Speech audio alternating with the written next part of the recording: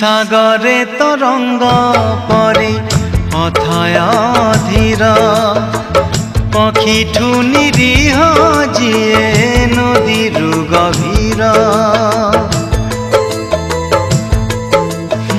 সাগরে তরঙ্গ পরি অথয় ধীর পক্ষীঠু নিরীহ যিয়ে নদীরু গভীর।